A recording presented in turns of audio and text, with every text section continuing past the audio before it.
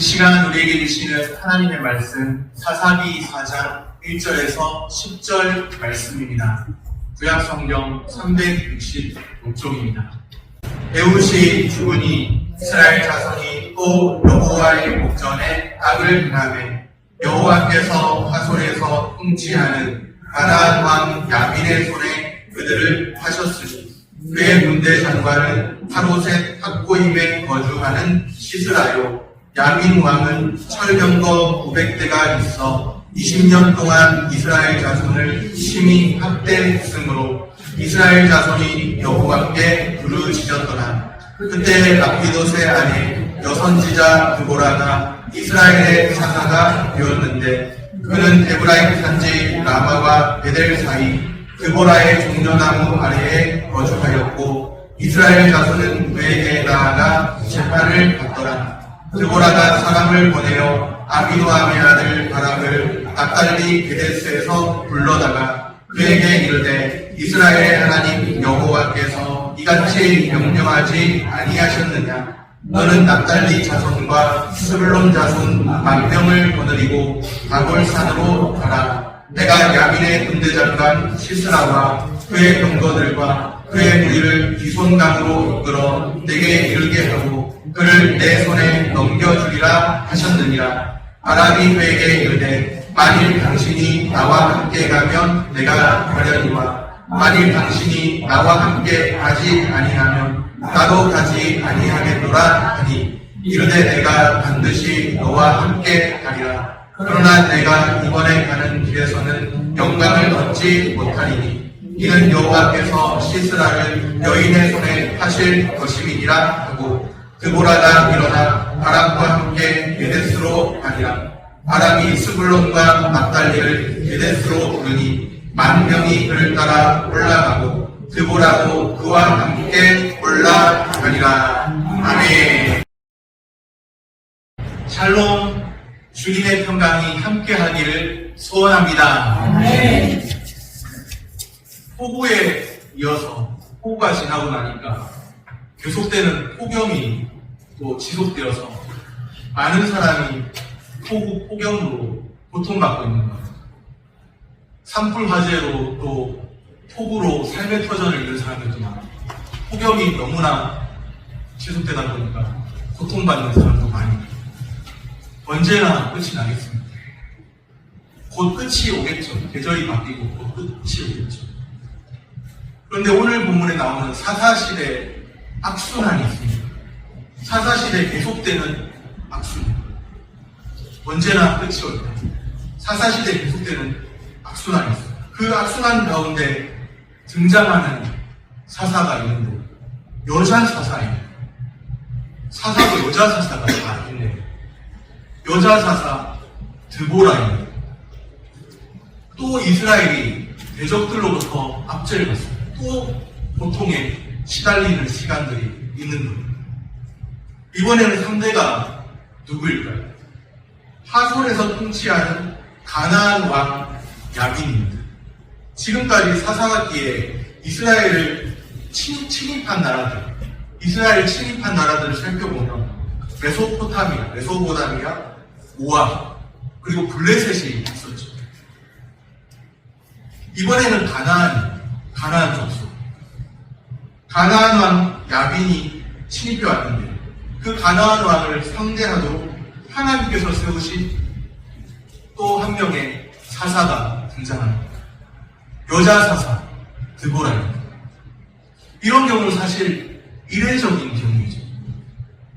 드보라의 등장과 함께 남성 중심이던 전통적인 지도력이 상실되었음을 보여줍니다. 사사기 암흑은 계속되고 남성들의 지도력이 있었는데 그 지도력이 상실됩니다. 하나님께서 여성의 지도력을 통해서 이스라엘을 건져내십니다. 예외적인 장면을 소개하고 있죠. 여성이 이스라엘의 사사로 세워집니다. 4절 같이 읽겠습니다. 4절 말씀입니다. 그때 라피도스의 아내 여선지자 드보라가 이스라엘의 사사가 되었는데 누군가의 아내, 라피도 이름은 다 기억 못할 수 있는데 누군가의 아내 여선지잖아요. 여자인 거예요, 여성. 여성이 이스라엘의 사사로 세워졌다는 말씀입니다. 이례적인 경우죠. 드보라라는 여인인데 그 이름은 꿀벌이라는 뜻이죠. 꿀을 주는 여인입니다. 이스라엘 백성들에게, 하나님의 백성들에게 암흑기와 같은 그 어두운 때 하나님의 말씀에서 나오는 생명의 꿀을 나누어 줍니다. 하나님의 부르심은 때때로 파격적입니다. 예상치 못한 예외적인 모습으로 나타나기도 합니다. 가나안의 철병도가 많은 철병도들이 그 철병도 앞에서 이스라엘 문 남자들이 벌벌 떨고 있는 철병도가 앞에 있습니다. 용기를 내지 못하고 있습니다. 다 두려워하고 있죠. 누가 철병도를 상대할 수 있습니까? 무기 자체가 다른 겁니다. 이스라엘과 가나안 족속들과 무기 자체가 철병도가 앞에 있는 겁니다. 아무도 그 누구도 나서지 않습니다. 철병도를 보고 두려웠습니다. 그때 주님이 한 사람을 들어 쓰시는데 남성이 아닌 겁니다. 모든 남성들이, 이스라엘 남성들이 두려워 떨고 있는데 아무도 나서지 않는 그때 희한하게도 연약해 보이는 여성을 들어 쓰시는 겁니다. 문 남성들도 하지 못한 일을 감당케 하십니다. 저는 사사기 본문을 묵상할 때마다, 드보라를 볼 때마다 마치 장가를 같은 그런 느낌을 받았어요. 제 개인적으로 묵상합니다. 프랑스의 그 용사와 같은 거 있지 않습니까? 장가를. 마치 그와 같은 그런 느낌인데 남성들도 하지 못한 일을 하나님께서 들어 쓰시면서 감당케 하십니다. 한번 생각해 봤어요. 왜 남성들은 나서지 않았어요? 철병도가 앞에 있는 거예요. 철병도가 얼마나 무서웠어요? 철병도. 생각해봐요. 3절에 보니까 야빈 왕은 철병거 몇 대가 있어? 90대요? 900대. 900대가 있었죠. 100대만 더 더하면 1000대예요. 철병거가 900대가 있어. 20년 동안 이스라엘 자손을 심히 학대했습니다. 20년 동안 핍박의 세월이 계속되었는데 철병거는 없어요. 철병거 900대가 있는 거예요. 앞에 어마어마한 무시무시한 철병거가 앞에 있는 거예요. 놓여 있는 거예요. 이스라엘 그 누구도, 어떤 남성도, 어떤 장정도, 어떤 용사도 이 철병거 900대 앞에서는 주눅들어서 나서지 못하고 있는. 혹시 우리도 그렇습니다. 우리 앞에 놓여있는 상황이, 환경의 무게가 너무나 커서 내 앞에 놓여져 있는 그 환경의 무게가, 삶의 무게가 너무나 커서 거기에 짓눌려서 도무지 뭔가 발목 잡혀 있는 것 같고 더 앞으로 한 걸음 전진할 수 없을 것 같은 그런 삶의 무게를 느끼는 분 계십니다. 더 하나님 앞에 열심히 응답하며 반응하며 살고 싶은데 마치 이스라엘 앞에 철병거 900대가 놓여 있는 것처럼 우리 앞에 어마어마한 내가 감당치 못할 삶의 무게가 있어요. 한 고비 넘겼는데 또 다른 고비가 차서 그렇게 그 삶의 무게에 짓눌려서 마치 환경이 나를 지배하는 듯한 그런 상황에 놓여 있는 분 계신가요? 철병거 900대가 있어 20년이라는 긴 세월 이스라엘 자손은 심히 학대를 받아야 했죠. 20년의 고통 가운데서 그 어떤 남성도 그 긴 세월 동안 900대 철병거 앞에서 항거할 엄두조차 내지 못했습니다. 그러할 때 하나님은 연약해 보이는 여성을 들어 쓰셔서 드보라를 부르십니다.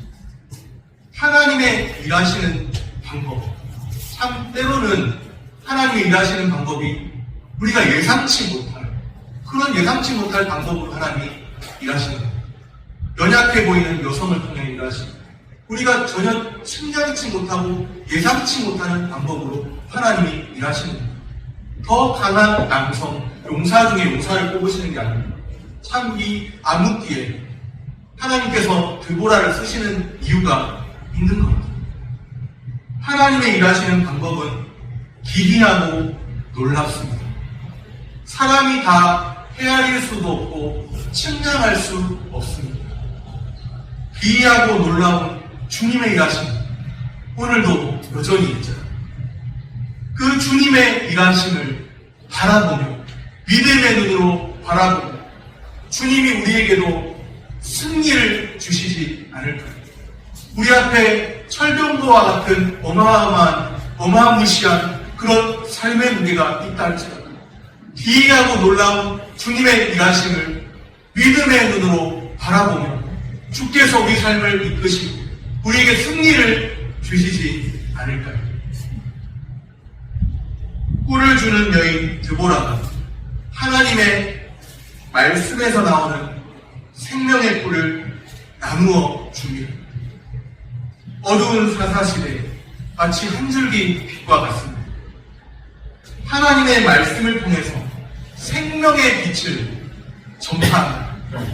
하나님의 말씀을 통해서 생명의 빛을 전파해야 합니다. 어두운 시대, 지금도 어떻게 보면 하나님을 떠나 있는 어두운 시대인 것은 같잖아요. 그때와 같지 않습니다. 그럴 때 하나님의 말씀을 통해서 생명의 빛을 전파해야 합니다. 꿀을 주는 여인 드보라처럼 생명의 꿀을 나누어주는 삶을 살아야 하겠습니다.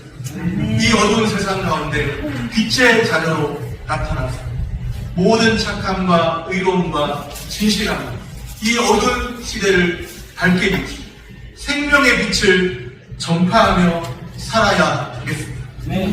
하나님의 말씀을 통해서 생명의 빛을 전하며 사시기를 바랍니다. 드보라와 함께 등장하는 사람이 있습니다. 바락이라는 사람입니다. 바락이 사사였다는 언급은 성경 그 어디에도 찾을 수가 없는데 히브리서 11장 32절에서 바락을 언급합니다. 내가 무슨 말을 더 하리요? 기드온, 바락, 삼손, 입다 이렇게 언급하고 있죠. 그래서인지 바락을 사사로 간주하는 것이 통설입니다. 드보라 그 이름의 뜻은 꿀벌, 꿀을 주는 여인이라는 거죠. 바락 그 이름의 뜻은 번개입니다. 그런데 바락이 이름값을 못합니다. 우리도 어느 정도 나이가 되면 이름값을 하고 살아야 하는 겁니다. 드보라는 여인이지만 이름값을 하는 거예요. 바락은 이름값을 합니다. 하나님의 부르심에 응하여 번개처럼 그 이름처럼 번개처럼 신속히 전투에 나서면 얼마나 좋을까요? 철병도 900대 앞에 놓여있지만 너는 칼과 창과 단창으로 내게 나아오거니 나는 만군의 주 여호와의 이름으로 내게 나아가노라 하면서 주의 이름을 의지하여 나아간다면 하나님이 살려주시지 않겠습니까? 승리를 주시지 않겠습니까? 그런데 오히려 주저합니다. 망설입니다. 주저하고 망설일 때가 아닙니다. 이스라엘 백성을 위해서 사명을 감당해야 되잖아요. 20년이라는 오랜 세월 동안 핍박을 받고 있는데 철병거가 있다고 해서 그것이 무섭다고 해서 그냥 짓눌려 살아야 하겠습니까? 우리 앞에 놓여있는 삶의 무게가 크다고 해서 삶을 포기해야 하겠습니까? 그럴 수는 없잖아요. 주저할 때 아니고 망설일 때가 아니고 하나님의 백성들을 위해서 일어나야 할 때입니다. 갈 길이 멀어요. 그런데도 주저하고 망설이는 까닭은 철병거 900대를 보았기 때문이죠. 믿음의 눈으로 하나님을 바라보지 못하고 눈앞에 놓여있는 철병거 900대를 보았기 때문이죠. 저도 하나님 보지 않고 환경을 본다면 목사지만 두려움이 엄습해 올 것 같아요. 철병거가 900대가 놓여있으니까 얼마나 무섭겠습니까? 그 순간은 하나님을 더 바라보아야 할 순간인데 하나님을 보지 않고 눈앞에 놓여있는 철병거를 봅니다. 보통 많은 게 아닙니다. 900대죠. 인간적인 계산기를 두드려 보는 것. 뭔가 안 될 것 같은데, 답이 안 나온 것 같은데, 인간적인 계산기를 두드려 보니까 딱딱하다가는 뭐 싸워보기도 전에 철병거에 깔려 죽을 것만 같아. 죽을 것만 같은 겁니다. 두렵고 무섭고 염려가 보습해오고 불안하고 답답하고, 혹시 그런 분들 계세요? 삶의 무게에 짓눌려 있는 분 계세요? 하나님의 말씀을 듣고서 새 힘을 얻어야죠.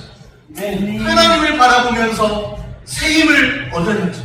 우리를 진정 살게 하시는 분은 하나님이 아니십니까? 유일하신 참 하나님, 그분이 나를 지금까지 인도하셨고 하나님의 영에 이끌림을 받아 살아야죠. 인간적인 계산기를 두드려 보니까, 두드려 보니까 답이 안 나와요. 까딱하다가는 그냥 철명거에 깔려 죽을 것만 같은 느낌입니다.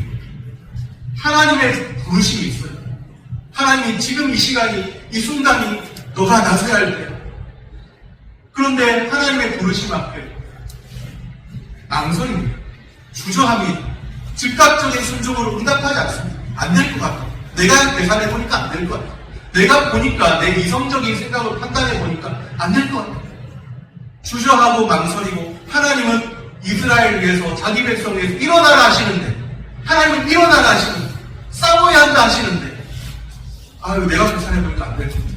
하나님이 뭐라 하셔도, 하나님 나를 부르셔도 안 될 것 같아. 잠시만요. 뭔가 다른 생각하면서, 잠시만요. 안 될 것 같아. 그러고 있는 거예요. 지금은 다른 데 시선 팔릴 때가 아닌데, 하나님께 시선을 고정시키고 하나님의 이름 의지하여서, 만군의 주의 이름 의지하여서 일어나서 싸워야 할 그때인데, 주의 이름을 의지하기보다는 내 상황을 보고 내 발등에 떨어진, 눈앞에 떨어진 그 현실과 그 모든 것들을 보니까 참 답답한 그 마음과 염려하는 마음과 근심하는 마음과 그런 마음들만 큰 겁니다. 하나님의 부르심에 즉각적인 순종으로 응답하지 않습니다. 하나님은 우리의 왕이신 하나님이잖아요. 왕이신 하나님이 왕명을 내리면 어떻게 해야 됩니까? 하나님 잠깐만요. 하나님 안 돼요. 잠깐만요. 내 생각이 이게 아닌 것 같습니다. 이래야 됩니까? 왕이신 하나님 왕명을 내렸어요.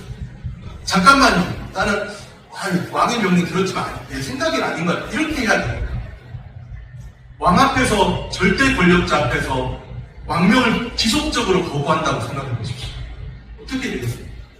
그런데 왕이신 하나님, 나를 부르실 때 주저하는 모습 없느냐 하는 거죠. 8절 말씀입니다. 바락이 그에게 이르되, 만일 당신이 나와 함께 가면 내가 가려니, 만일 당신이 나와 함께 가지 아니하면 나도 가지 아니하겠노라 하니. 번개인 줄 알았는데, 하나님이 부르시면 번개처럼 신속하게 응답할 줄 알았는데 아니네요. 번개 아니네요. 바락은 드보라가 출전하면 함께 싸우겠다는 조건을 넣은 겁니다. 지금은 이래야 될 때거든요. 이스라엘 백성에서 나서야 할 때거든요. 드보라를 통해서 일어나라고 말씀하시면, 바락에게 일어나라고 말씀하시면 일어나서 싸워야 할 때거든요. 그런데 당신이 나와 함께 가면 나도 가. 나와 함께 가지 않으면 나도 안 가. 조건을 내거든요. 주님이 나를 부르실 때 주저하지 않아야 합니다. 오늘도 주님은 자기 백성을 부르십니다.